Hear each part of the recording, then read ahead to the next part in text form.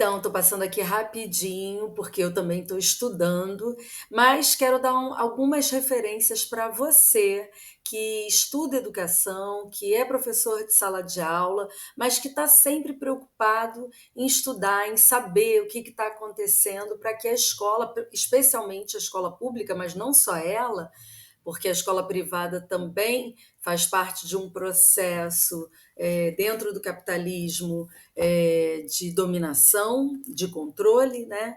Mas então, para você, professor, que quer saber, né, o que acontece na escola, por que as coisas são assim, por que esse tipo de pressão, por que esse tipo de burocracia, o que está acontecendo.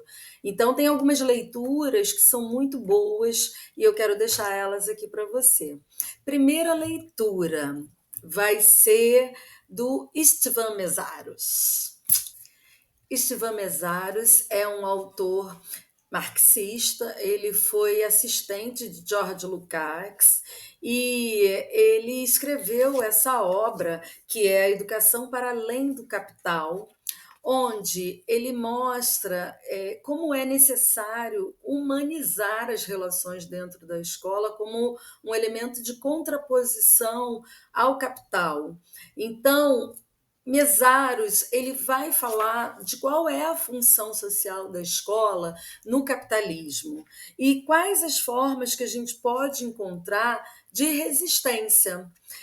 O Mesaros ele vem numa perspectiva, né, de olhar essa escola como uma escola que ela não está numa perspectiva neutra, né? Muito pelo contrário, ela tem uma função, ela tem uma dimensão, ela tem uma forma de funcionamento que visa a constituição de trabalhadores, né? E que dentro dessa Constituição você tem uma série de ideologias que são passadas para os trabalhadores e como que isso precisa ser um lugar, né, de questionamento, né, de problematização dentro da escola.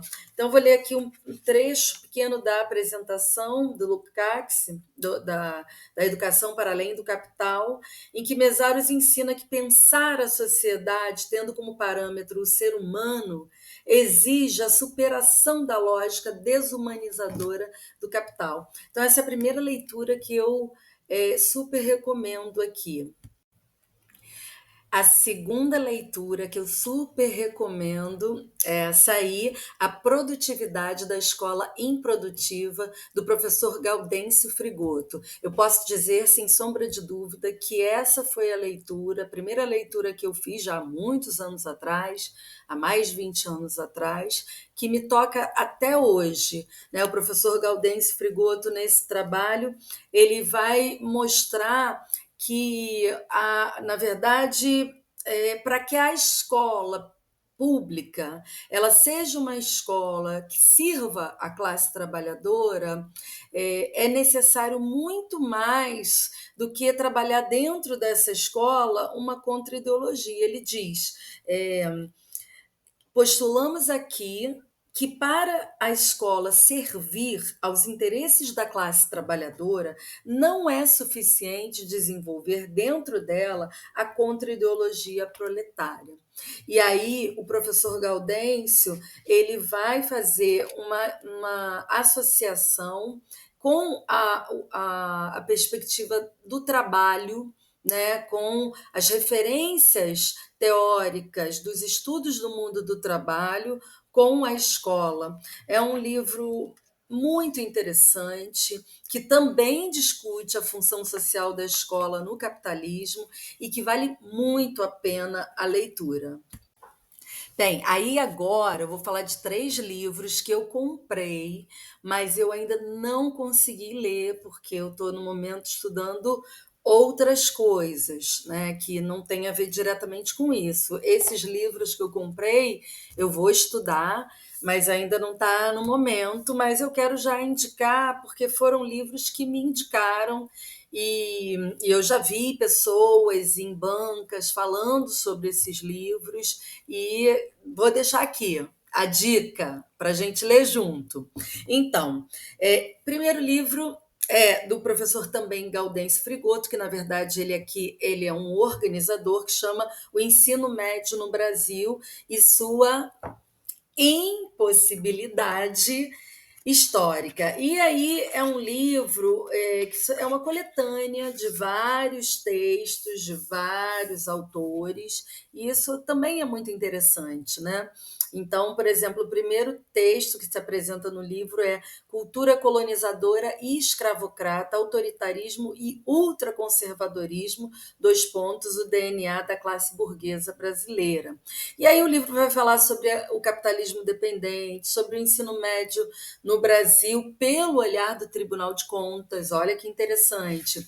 A contrarreforma do ensino médio, né? Na verdade, quando esse livro foi feito, ainda não havia essa última mudança, né, que houve no ano passado, os avanços e desafios do ensino médio, enfim, é um livro, ele é bem grosso, né? Ele tem aqui, deixa eu ver aqui, pessoal. Tem praticamente quase 500 páginas de texto sobre o ensino médio, sobre as reformas, então vale super a pena ler. O outro livro, que também é muito interessante, é da Alana Lemos Bueno. Eu não a conheço bem, mas é uma jovem das Ciências Sociais da Universidade Federal do Paraná. A dissertação do mestrado dela, que é a trajetória da política da reforma do ensino médio no Brasil, também da editora Café com Sociologia. E aí ela vai falar sobre a reforma do ensino médio entre 2013 e 2017. Eu estou super interessada em ler esse trabalho da Alana.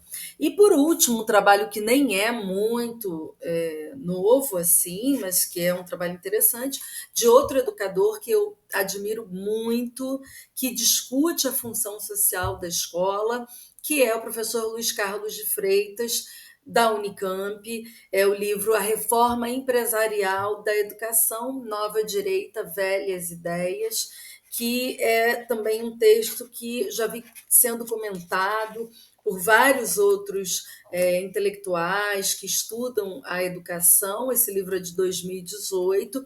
Também aparece no blog do professor Luiz Carlos Freitas, que é o blog do Freitas, que é um blog muito interessante para todo mundo consultar. E aí eu deixo também como dica para quem estuda a função social da escola, né? O que é a escola no capitalismo, e dentro disso, nós profissionais de educação, nós professores e professoras, estamos aqui como uma peça da engrenagem dessa escola, né?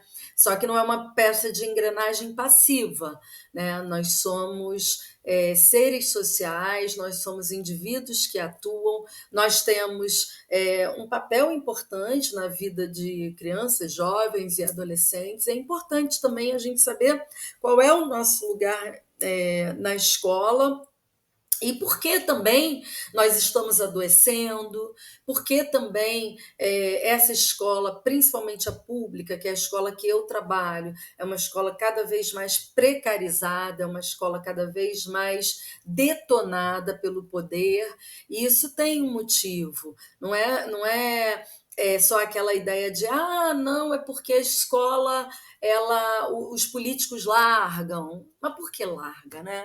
Qual o sentido disso? É só para os estudantes não terem consciência. Isso é um motivo, mas não é só esse, né? A gente tem que lembrar que no capitalismo tudo tem um lugar, uma ida para um lucro, né? Para um objetivo de lucrar, de produzir mais-valia, de produzir um tempo que é um tempo não pago do trabalho. Enfim, são muitos os motivos, mas eu só quero deixar aqui essas dicas de leitura e tomara que a gente um dia consiga se encontrar para conversar sobre isso aí.